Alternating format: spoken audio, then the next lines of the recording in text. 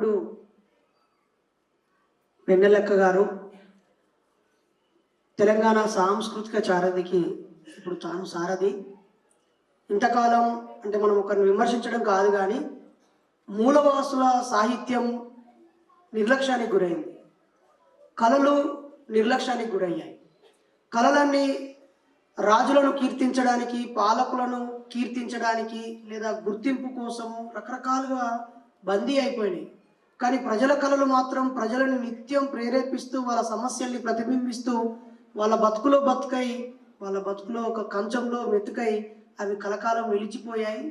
మరి అలాంటి పల్లెల పాటలని, పల్లెల బతుకులని చూపించినటువంటి మనందరికీ ఒక తాత, మనందరికీ ఒక తండ్రి, ఒక యుద్ధ నౌక గద్దరన్న గారి కూతురు. వ్యక్తిగతంగా కూడా తాను ఉన్నత చదువులు చదివి పిహెచ్డి చేసినటువంటి, డాక్టరేట్ పొందినటువంటి ఒక మంచి మహిళ. మరి తాను రాజకీయ పార్టీ కాంగ్రెస్తో ముందుకు సాగిన ప్రజలు అక్కను కాంగ్రెస్ మనిషిగా చూడలే, అసెంబ్లీకి పంపించలే. కానీ ఆ అక్క వచ్చినటువంటి నేపథ్యంలో తనని వెతుక్కుంటూ సాంస్కృతిక సారథి అంటే అన్ని జిల్లాల్లో ఉన్న మన కళాకారులకి ఒక పెద్దన్నలాగా, ఒక తల్లిలాగా, ఒక అక్కలాగా వాళ్ళని కళాకారులను కాపాడుకునే బాధ్యత అక్క మీద ఉంది.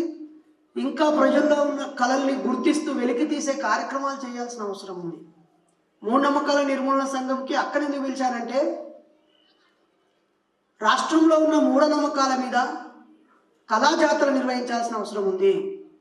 జాగృతి పోలీసు కళా బృందాలు కళాజాతర నిర్వహిస్తున్నారు, కానీ పోలీసులు సమావేశం పెడితే ప్రజలు హార్ట్ఫుల్గా రారు. సిఐసారో ఎస్ఐసారో పిలిచిండని వచ్చి పోతారు. ప్రజలకి ప్రభుత్వము ప్రజా చైతన్య కార్యక్రమాలు చేస్తే ఒక రకంగా ఉంటుంది, ప్రజా సంఘాలు, ప్రజా ఉద్యమకారులు ప్రజా కార్యక్రమాలు చేస్తే ఇంకో రకంగా ఉంటుంది.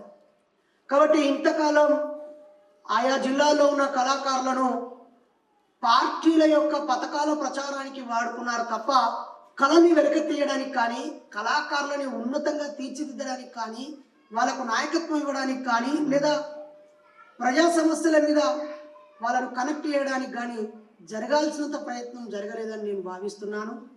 అక్కలాంటి వాళ్ళు తలుచుకుంటే పల్లెల్లో ఉన్న కళాకారులను గుర్తించడం కానీ, ఇప్పుడున్న కళాకారుల యొక్క ఆసక్తిని గుర్తించి ప్రోత్సహించడం కానీ, అవకాశం ఉంటే ఆ కళాకారులకి మా టీం సపోర్ట్తో ఇప్పుడు ఆత్మహత్యలు జరుగుతున్నాయి. ఆ ఆత్మహత్యలకు వ్యతిరేకంగా సారథిలో ఉన్న ప్రతి కళాకారుని ఒక సైకాలజిస్ట్గా నేను, మా బృందం అక్కకు అసిస్టెంట్లుగా, రీసెర్చ్ పర్సన్స్గా సేవలు అందిస్తాం. మా దగ్గర 400 మంది మ్యూజిషియన్స్ ట్రైన్డ్ అయ్యి ప్రజల్ని మూఢనమ్మకాల నుంచి బయటపడేయడానికి సిద్ధంగా ఉన్నారు. వాళ్ళకు వాళ్ళు ప్రయత్నాలు చేస్తూ ఉన్నారు. మన సాంస్కృతిక సారథిలో వాళ్ళకు ఉద్యోగాలు ఏమని అడగట్లేదు మేము. అద్దు, మాకు ఉద్యోగాలు అద్దు, మనకు ఉద్యోగాలు కావాలా? మేము స్వతంత్రులుగా ఉండాలి, వ్యాపారాలు చేయాలి, ఉద్యమాలు చేయాలి, డబ్బు సంపాదించి మేము ఇండిపెండెంట్గా ఉండాలి. అలా అని మొత్తమే ఉద్యోగాలు అద్దనం, ఉద్యోగాలు మమ్మల్ని ఎత్తుకుంటూ రావాలా? అవునా కాదా? దానికోసం 10 ఏళ్ళు ఇవ్వనని ధారపోయాం.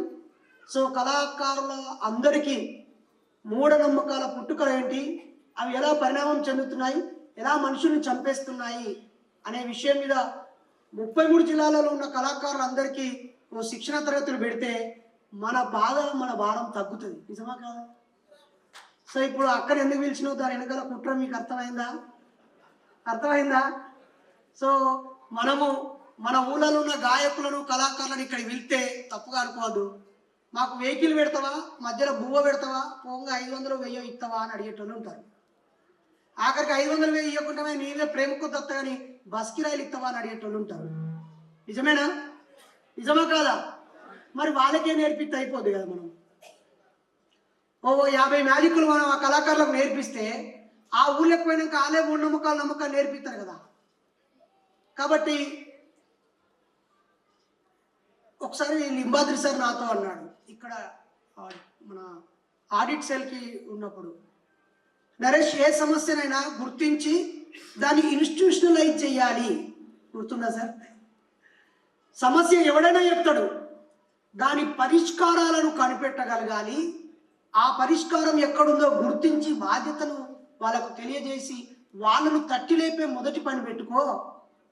ఆకలితో ఉన్న వాళ్ళకి నువ్వు పెట్టాలనుకుంటే అడుక్కొచ్చి పెట్టాలి, లేదా కష్టపడి దాచింది పెట్టాలి.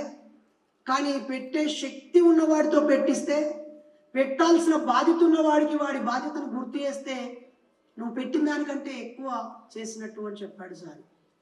కాబట్టి రథసారథిగా ఉన్న అక్క రానున్న రోజుల్లో అసెంబ్లీ సారథి, పార్లమెంటు సారథి కూడా కావాలని కోరుతూ ఇప్పుడు అక్క మాట్లాడాలని ఆహ్వానిస్తున్నా.